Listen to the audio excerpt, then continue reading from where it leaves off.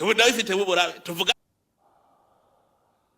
none iyo migenzo mufise mwebwe mwoshaka mukuru w'igihugu ko ubu ndabifitemwe uburambe ubu ndabifite buburabe tuvugana ukuri ngaba batama baratwaye igihugu barakize none sigo umutama ntibantunganya na domisiyano barabizi je ndabona abantu batatabiza wewe imigenzo nkubonamwo wewe umukuru w'igihugu banzu hinduke n'abashaka umukuru w'igihugu hinduka jari ari ibibazo n'amandiko ndabaza je mbwira umuntu w'ikinebwe yanka gukora afise uri kwaramukoresha yokora yikoresha tuvugana ukuri ubwo bunebwe bwanyu aha mwebwe mwe umukuru w'igihugu ntuzoca uryama amasaha 36 ku 28 atanu magutegeka urinda uryama uno munsi utegekwa hari abahora banshira iminsi ngo none hajya ngo azogira impanda igira kabiri bakabigira nkirigara gose ngo ntibikunda maranje avuga ntimbeko mutimvira ko nzopfejo urumva biyumvira amanda ntibazi yuko Imana ishobora kuba yavuze ko ejo ariho nzorangiza ni wijya ahubwo ingene uzosubiriza ugata umwanya never uwo mwanya utano wiki ndabwire va hasi dukore iga kuba umukuru w'igihugu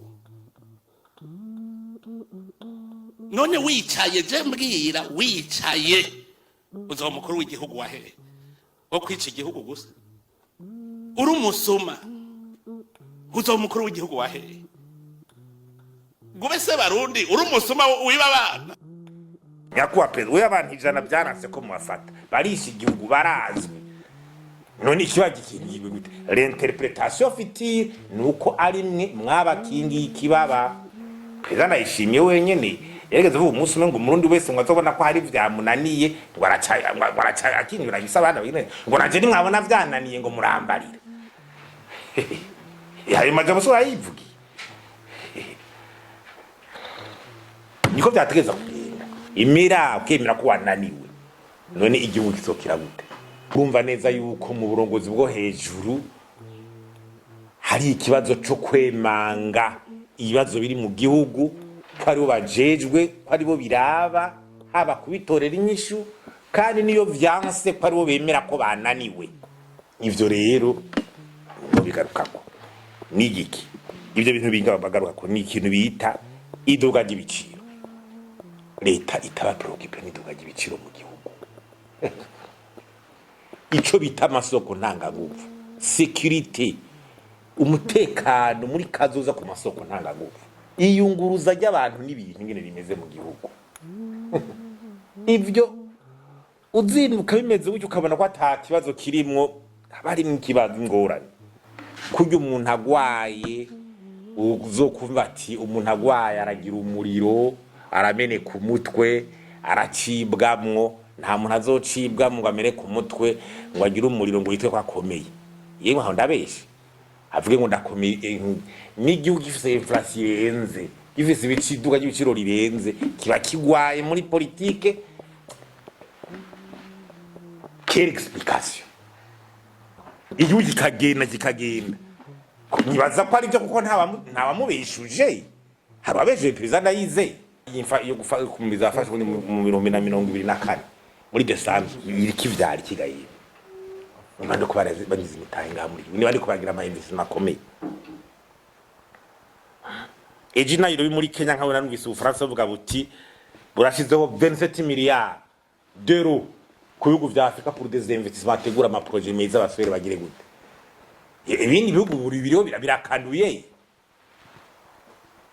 27 milliards d'euros uravye ama investment mushaka ko bagira muri za Ethiopia za Tanzania hirya mu Rwanda n'ahandi birasiga ubwenge bade nyene yavuze yuko urindi burakene nk'imiliyaridi 10 z'amadolari zirenga kugira ashobore kuronka vyangombwa vy'ama infrastructure vyotuma ushobora no gutera imbere byari ejo bavuzeho nyene yuko muri Kenya ama entreprise y'abafaransa mu minsi ya mbere mu myaka nk'itatu iheze yari ama entreprise y'abafaransa ari muri Kenya yari 10 mugabo mu myaka 3 kubera guverinoma kijye kiragira yuko bageze hafi kuri 150 entreprise françaises. Yumvire nawe yumvire amashirahamwe entreprise ya ijana na mirongo azana ibitaye gutaga akazi kubaka abahinga kugira gute neva no musazi gushika uno munsi we uri leta y'u Burundi nabi kweli tuvaze n'abarundi bagico bayivuze uri leta y'u Burundi turababona muri kumuraturongoye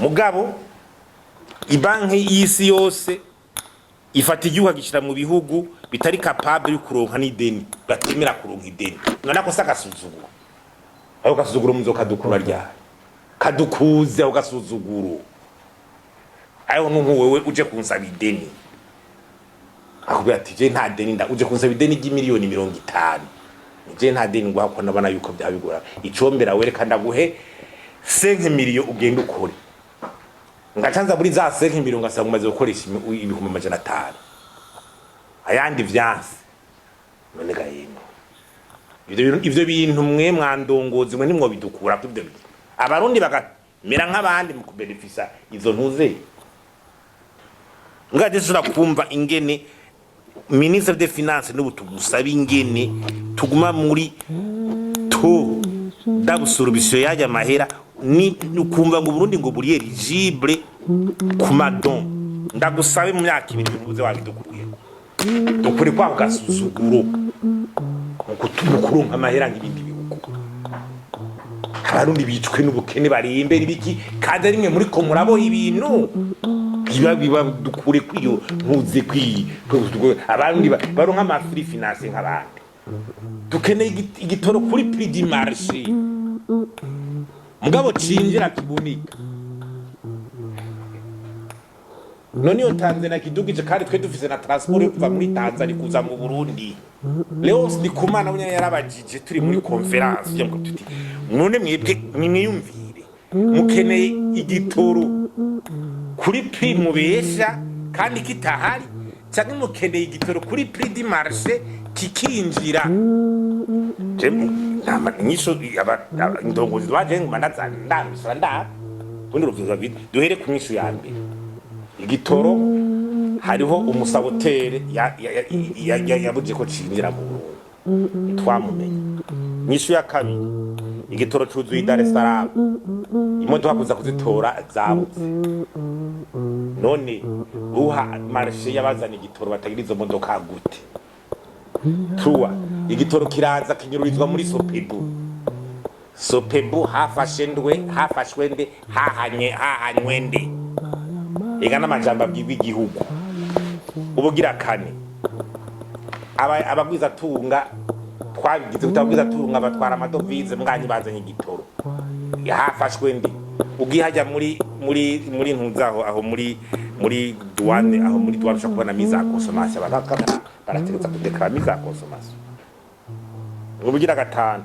turahiriwe imiduga ahubwo yabaye myinshi turahiriwe hago twishime ko imiduga ari myinshi ko dukeneye igitoro twakibura ni byiza cyane imiduga yatubanye myinshi imiduga yacu isumbi yo mu Rwanda isumbi yo muri Kongo ni myinshi isumbi za Dar es Salaam twagwijije imiduga gusumba ibihugu by'akarere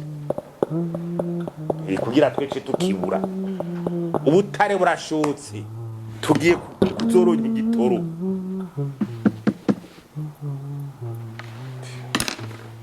oya muzoronka igitoro twashora amavuka gudu mutama gudu numva tuzoba abandi gaye asante ngero ubukiruzuye ambuteyage ibujumurira aboneka ubuho ni mutugirira ikigongwe muri leta mbe ko atatu dushora hanze igitoro covanye none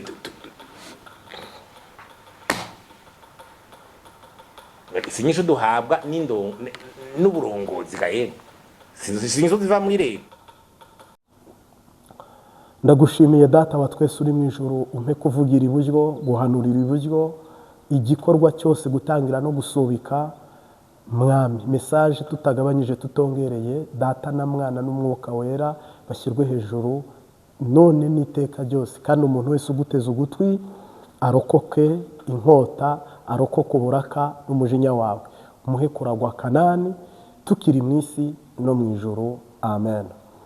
Mfite message y'amatarike nkarindwi asigaye, turi itarike 14 haleluya z'ukwezi kwa gatanu 2026.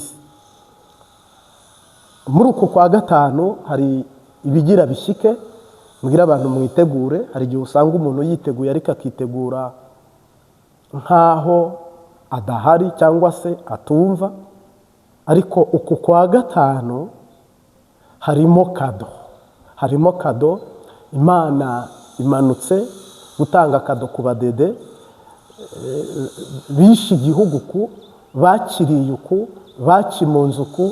Hari surprise uhoraho bafitiye muri uku kwa gatanu, cyangwa se surprise mwebwe mugiye kwakira. Kandi navuga ngo mucunge, ntabwo kandi ibingibi Imana ntiyabintumye ngo mbivuge nkaho ndi kuvuga amakuru cyangwa analize, cyangwa ntabwo ari analize, ni message Imana yandungikanye irambwira ngo uku kwa gatanu ntabwo amatariki asigaye sayo kwijyana, ahubwo ibyavuzwe birasohoye cyangwa se iryavuzwe rirataye.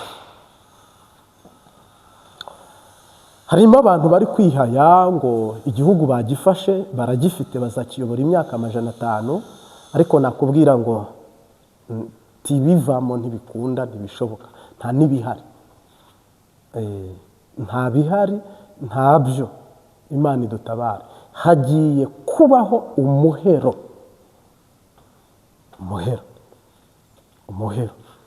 Ibyo Faustin Ndikumana avuze kazi yake, ibyo na nyir'ubwite ari kuvuga ngo kuyobora igihugu ngo nta wundi muntu wagishobora, ngo niwe ubiyobora, ngo amaze kugira experience ngo mu gutwara, ibyo nabyo simbigarukaho. Yewe igitumye ibi mbireka ngo byumve, mbangira ngo wumve ko igihugu iby'Imana ivuga ari ukuri, umuruho n'ibibazo abantu bafite nta kinyoma kirimo. Nicyo kiba gitumye aya majwi nyarika gatambuka, ukiyumvira, ukayumva, no comment cyangwa no problem. Rero hano urupfu giturumbuka. Rero hano ibuye rigwiriye abantu, kandi Yesu niwe buye rizima. Ibuye rigwiriye abantu, kandi abantu twarababwiye bavunira ibiti mu matwi ntibumva. Turi tarike 14 ukwezi kwa gatanu 2026. Aya matariki asigaye ni injyana muntu. Urabona kugira amazi ahururana ibintu. Nabonye umugezi wuzuye uhururana, abantu ntadondaguye hano. Ubambura ubusura, bakubagurura, bakobora. Nta gahuzu basigaranye. Umuyaga wahushya ahantu hari inyubako nziza, byose urabisambura. Imana irambwira ngo ibizira byose mwarundanyije, ibihumanye byose mwarundanyije, mukabyubaka ku musenyi, bigiye gusenyukira muri Tanganyika. Ariko nimvuga Tanganyika ntutegereze iriya, ahubwo bigiye gusenyuka cyabirimbuke cyabirandura, ku rwego nyine rusa n'ibintu bitakaye muri Tanganyika ntibigaruka. Yego rero uku kwezi kwa gatanu mugiye kubogozwa, kandi mwari muzi ko ibintu byamaze gukunda, byamaze kwemera, byamaze kuba byiza. Mugiye kubogozwa. Ndiyo Bwana, tunakurudishie tukufu wako Jehova. Ndiyo Bwana, kwa sayiri utukufu. Bwira abarira bere kurira, gutabarwa kurabonetse. Imana idutabara. Abantu biringiye abapfumu, biringira abarozi, ariko mukozwe n'isoni. Gabi Bugaga yarapfuye, ariko ya nimero Imana yari yavuze iri bukurikira, si umwe si babiri, agiye gukurikira pere shezere bo zomene ya zopari, agiye gukurikira. Imana itangiye ibarabara rikuru ryo guharurira Dawidi, ibarabara rijya kwa Ntare Rushashi, ibarabara rya Dawidi rijya kuri Yaropo Melekiyoro Ndadaye, ibarabara rya Dawidi, rya Dawidi, rya Dawidi. Nagira ngo nkumenyeshe ko katiripurari za mashine zihambaye, nk'uko Imana yabwiye Kuro ngo nzakujya imbere, ahataringaniye mparinganiza, ibihindizo by'ibyuma nzabicamo kabiri, kandi n'amarembo yawe ntazugarirwa. Ubwo rugendo ruratangiye mu gihugu, mumbwire no kurahira, ubwo rugendo ruratangiye. Ntabwo jewe ndi umuntu uza kukubwira ngo unyemere unkunde ujya wemere uwantumye, ariko uru rugendo ruratangiye. Kandi urupfu rwanutse, inkuru mbi abantu bagiye kongera bayivuge, itangazamakuru muribwire ryitegure, kuko jewe ibyo bo bajya kubitangaza, jye narabitangaje kera, kandi si njye ahubwo ni data, untuma kugenda usemerere. Rero itangazamakuru ribe hafi, mugiye kongera muvuga inkuru, abasesenguzi bavuga inkuru, koko ubu noneho inkota y'Uwiteka igeze hehe? Igeze mu bakomeye, abene gihugu bo ni ndakorwa, bararengana, impunzi zo n'urundi rwego. Ariko uku kwezi kwa gatanu,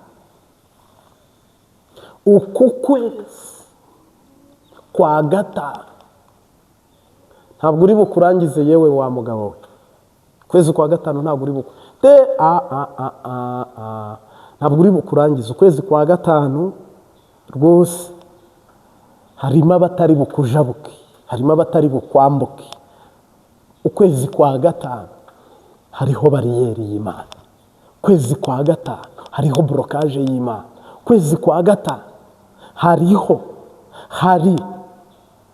akarimbi Yesu yashyizeho. Igihugu abagihinduye gwabo kazi ya, igihugu abagihinduye akarima k'igikoni, ka karima abantu bahinga hafi y'urugo basoromaho imboga cyangwa irengarenga, kila muto na chikapo chake.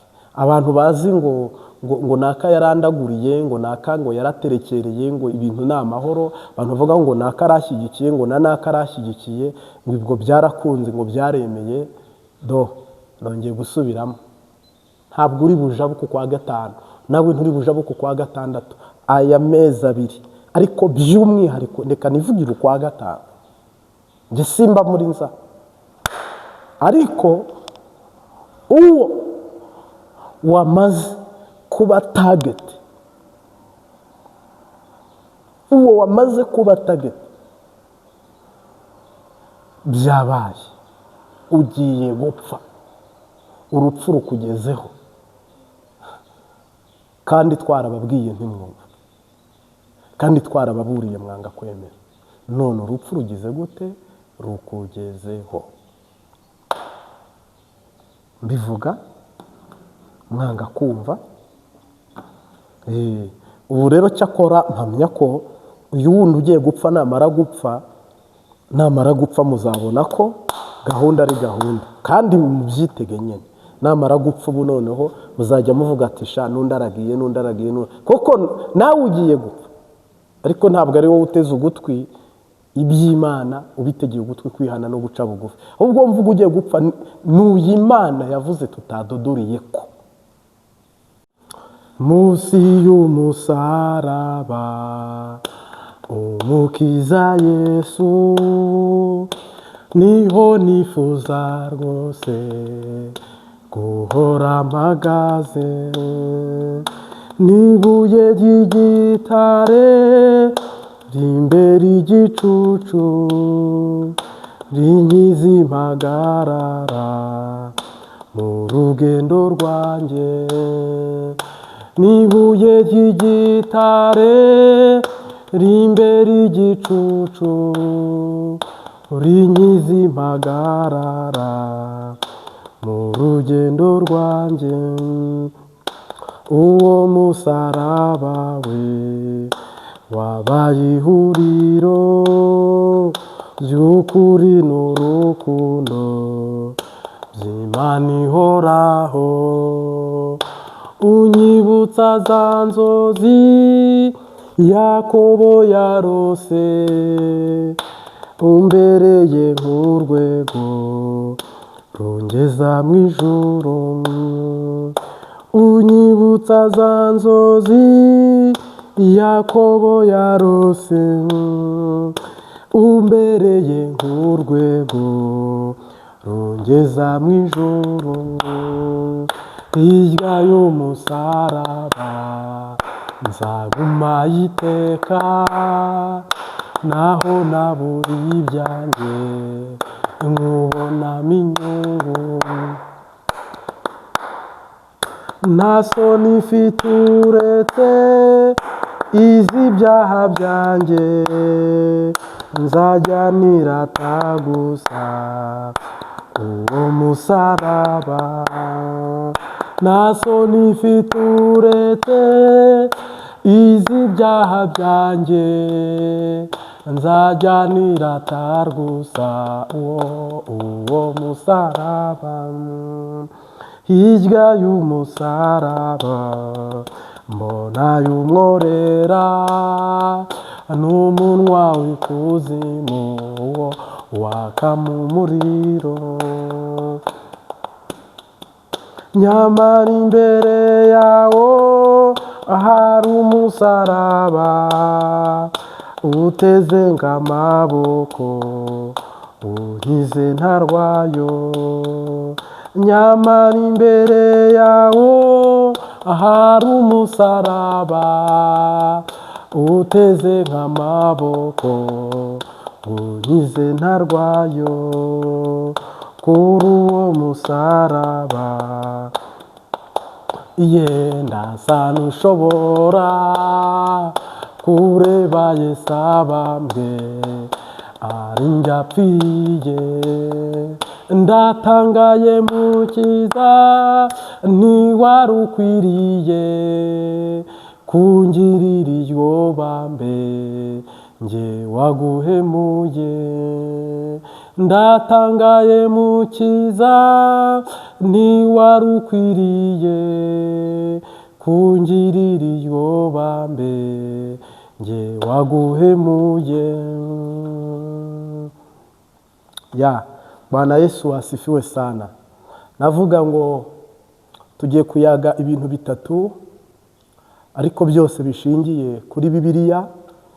Yesu yabwiye abantu ngo musabe muzahabwa, mushake muzabona, mukomange nzabakingurira. Ibyo ni ibintu bitatu yavuze. Ihema ry'ibonaniro mu isezerano rya kera ngo hari mu gikari, hari ahera, hari n'ahera cyane. Abihana kwakira Yesu nk'umwami n'umukiza mu gikari, hakaba n'ahandi hera hamwe navuga nk'abantu bashaka kurota ibintu bisanzwe cyangwa se bitari haya ariko bakaba bafite ubwenge buri ku rwego nyine rutari ikirenga, tubare nk'umuntu ufite kaminuza. Hakaba hera cyane hagerwaga rimwe mu mwaka, donc nka kuri tuvuga ngo Noweli cyangwa se Bonani. Aho hera cyane hajyaga y'abatambyi finari bagiye guhabwa amabwiriza azagenga umwaka wose. Imana ikabaha urere cyangwa urutonde rw'umwaka wose. Mu isezerano rishya Yesu abikuraho. Haleluya. Mu gusenga kwacu, mu gakiza kacu, mu buzima bwacu bwa misi yose, kubera iki umukristo akizwa ariko ukabona hari akarimbi kaho atarenga? Byahozeho. Hari akarimbi kaho atarenga, byahozeho. kuko umuntu arakizwa ariko ugasanga ntagiriwe ubuntu cyangwa ngo ahabwe ubwo buntu ubone ko uwo muntu yakijijwe 100%. doke umuntu arakizwa akaba umubwirizabutumwa kubera icyo atarenga hariya cyangwa kubera icyo utarenga. Umuntu arakizwa akaba umunyamasengesho kubera icyo bitiyongera. Umuntu arakizwa akaba umwigisha kubera icyo bitiyongera. Ni ukuvuga twese niba dushima Gitwaza ko ari umwigisha mwiza, hirya ya Gitwaza ntiturebayo. Niba twese dushima Edemo Kivuye ko ari umwigisha ukuriye abandi, ubwo hirya ye ntago turebayo ngo tuvuge ngo ese wamutambuka. Yesu yaravuze ngo tuzakora n'ibirenze ibyo yakoze. Sinzi ko mwe muri kubikora. Noneho rero ijambo ry'Imana ritwoburije iki? Yesu aravuga ngo mushake kubera iki adutegeka gushaka, kandi akadusezeranira kubona, kandi mukomange nzabakingurira. Ariko uyu munsi ubuzima, ibihe, imibereho dufite, amagara dufite ni ibintu bisa naho byivanze cyangwa byicanze cyangwa se bitagifite urutonde. Natwe dusa n'abantu bari kugarikira mu gikara aho twihanira. Umuntu yamara kuvuga ati nakiriye Yesu nk'umwami n'umukiza, twese tukamusengera, nibyo. Umuntu yamara kuvuga ati maze imyaka 10 nkijijwe, ntacyo twongeraho nta nicyo tugabanyaho, nta by'umusaruro, nibyo. Icyo bita igwingira mu mwuka cyangwa se icyo bita bwake yo mu mwuka. Mugakiza kuko bigarukiraho. Hirya ya pasitoro uzi w'inkomezi, hirya yanjye, kuko nanjye harunde bakavuga ngo uwampa umugisha nkashobora nibura no guhanura ikintu kimwe nka kiriya, yenda nabwiye Bunyoni ntuzataha ndakubabariye kuko ni nanjye twari twagiranye ibibazo. Ndamubwira nti ndava muri gereza nawe ujyayo, mvuyemo koko nawe ajyayo, nyuma ndagaruka navuga nti nta munsi warwo, reka tumubabarire. Yarataye. Arimo rero nuvuga uti nanjye wampa amavuta nk'aya Marite, wahanuriye Tarapo ko azatsinda agatsinda, wahanuye ko Tarapo igihe atazahagarika intambara hagati ya Iran na Amerika bizamukururira akarambaraye, wakarimo ari gusoma nturi. Ibyo bintu byose doke nanjye mfite ororo moda tirimorida, haraho nifuza saha gusa hari n'ahandi ndagomba ko washitsa. Niba hari ugusaba, hari ukwifuza, hari ugushaka, hari ukureba, kamemu ikibazo gihari cyangwa ingorane cyangwa se ingwara dufise niyahe? Nuko mu rugendo dufite cyangwa mu nzira turimo, abantu bafite ngo ahantu batarenga, abantu bafite akarimbi batarenga. Ninde washyizeho iyo bariyeri? Ni Shetani. Ni Shetani. Sahizi niba umuntu ari umuririmbyi cyangwa ari umuramyi ariko akaba yambaye pocket down, wibaza azavamo iki mu myaka 20 iri imbere? Niba ari umuyimbaji w'umukobwa akaba ari mini mukonda ute, wibaza azavamo iki? Uwazavamo umuvugabutumwa wo kuzura abarwayi, gusengera abarwayi, guhanurira igihugu, kubaka. Aho yaje. Niba buno rero abo turi kubyara baguye mu bifunguye, baguye muri pirate, baje bagwa mu gaka, twe tukaba turi kuvuga ngo kera byari bimeze neza, amafaranga buno akaba yaravangiye itorero, buno mwishengera ikizira kigahagarara hera. Naho ngaho tugiye guhurira n'akaga cyangwa n'amahano cyangwa nibara yuko ahera twasabwaga kushika tukinjira dupfuye tutahageze. Kuko simpamye ukuntu umuntu akizwa ariko agakizwa nta ntego. Iyo umuntu akijijwe afite ahavuye n'ahagiye kandi arifuza ibikorwa. Biriya bintu biri gukorwa n'ibyo bintu wifuza ko bikorwa byose ufatikanyirije hamwe. Nuko tugomba kwitegereza tukavuga ngo, cyangwa tukareba tukavuga ngo, niba umuntu akijijwe akihana akagira abamurera, ubundi kuki bamurera ntibamukore ku maso ngo arebe kure muri tekinoloji y'umwuka, ngo arebe kure ho kuzura abantu, arebe kure ho kurokora abantu, arebe kure ho kuzahangana na dayimoni cyangwa shitani, arebe kure ho guhangana n'imbaraga mbi buno turi guhura nazo. Niba umuntu akizwa, ntibakubwire ko uzahangana n'umudayimoni witwa kanseri, uhangane n'umudayimoni witwa sida, uhangane n'umudayimoni witwa kayizari, uhangane na shitani z'abarangi, eliminati, antikristo, firimaso. Ugakizwa ntibakubwire ibyo bintu, kuzahura nabyo, kuzarwana n'umubiri, kuzarwana n'isi, kuzarwana na shitani. Abantu bakakubwira ngo warakijijwe gusa. Ni ukuvuga ngo hari ahantu hera twinjiye ho kwihanira. Ukoze ishyano urengeje yinjira ha kabiri, ariko ha gatatu habura iki ngo tugereyo. Hamwe n'intege nke z'ibyaha, ahandi ni ukutabimenya, ahandi ni ukutabyitaho, ahandi ni negligence, ahandi ni ubwo, ahandi ni ukuba tutari capable wo kwicara ngo tugire imikorere n'imikoranire hagati yacu n'umwuka wera na data na Yezu Kristo. Mu busanzwe abinjiraga hera babaga bagiye kuyaga n'Imana ibikomeye ibihambaye. Abinjiraga hera cyane babaga bagiye kumenya umugambi w'isi, w'ijuru n'uwa shitani. Ibintu bitatu bikomeye cyane bagombaga gukura ahera hakuriye ahandi, amakuru bakaba bayafite. Aho kwihanira ni base, je commence là, naho dutangirira. Aha kabiri byabaga ari nko gutoranya, kureba Daniel azavamo iki mu bwana bwe, Yosefa azavamo iki mu bwana bwe, karagiteri impano ye yacumuye iki, imiryango ye ni yahe. Ibintu nk'ibyo byo gutondeka abantu n'ibyo bazavamo bakabarera muri karite zitandukanye. Uyavukanya amaraso y'ubuhanuzi, uyavukanya yo kuyobora, uyavukanya y'igisirikare, uyavukanya umuntu wese akinjirira muri Kanani. Habura iki rero ngo abakristo nkatwe, bene data, abavandimwe, ishengero, itorero, natwe duhagarare muri uwo murongo, tudatsinzwe n'uburiganya bwa shitani.